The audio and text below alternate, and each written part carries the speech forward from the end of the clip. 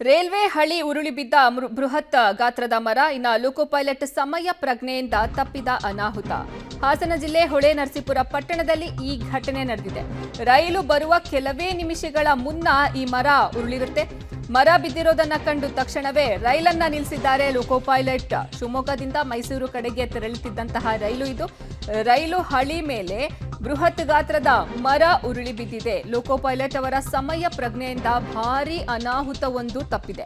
ಶಿವಮೊಗ್ಗದಿಂದ ಮೈಸೂರು ಕಡೆಗೆ ಈ ರೈಲು ತೆರಳ್ತಾ ಇತ್ತು. ಹಾಸನ ಜಿಲ್ಲೆ ಹೊಳೆನರಸೀಪುರ ಪಟ್ಟಣದಲ್ಲಿ ಈ ಘಟನೆ ನಡೆದಿದೆ. ಮರ ಬಿದ್ದಿರೋದನ್ನ ಕಂಡು ತಕ್ಷಣವೇ ರೈಲನ್ನ ನಿಲ್ಲಿಸಿದ್ದಾರೆ ಲೋಕೋ ಪೈಲಟ್. ಹೀಗಾಗಿ ಭಾರೀ ಅನಾಹುತ ತಪ್ಪಿದೆ.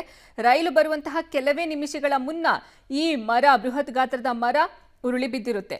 ಇದು ಹಾಸನ ಜಿಲ್ಲೆಯ ಹೊಳೆನರಸೀಪುರ ಪಟ್ಟಣದಲ್ಲಿ ಈ ಘಟನೆ ನಡೆದಿರೋದು. ಲೋಕೋ ಪೈಲಟ್ ಅವರ ಸಮಯ ಪ್ರಜ್ಞೆಯಿಂದ ಭಾರೀ ಅನಾಹುತವೊಂದು ತಪ್ಪಿದೆ. ಯಾವುದೇ ರೀತಿಯ ದುರ್ಘಟನೆ ಅಲ್ಲಿ ನಡೆದಿಲ್ಲ. ರೈಲ್ವೆ ಹಳಿ ಮೇಲೆ ಬೃಹತ್ ಗಾತ್ರದ ಮರ ಉರುಳಿ ಬಿದ್ದಿತ್ತು. ಕೃಷಿ ಹೊಂಡಕ್ಕೆ ಬಿದ್ದು ವೈದ್ಯ ಸಾವನ್ನಪ್ಪಿದ್ದಾರೆ. ಜೈರಾಮ್ ನಾಯಕ್ ಮೃತ ವೈದ್ಯ ಅಂತ ತಿಳಿದು ಬರ್ತಾ ಇದೆ.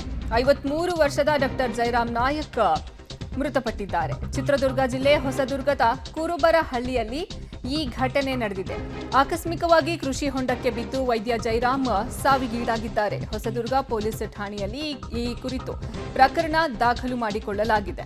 ಬಡವರ ಪಾಲಿನ ವೈದ್ಯರು ಅಂತಾನೆ ಇವರು ಹೆಸರನ್ನ ಗಳಿಸಿರ್ತಾರೆ.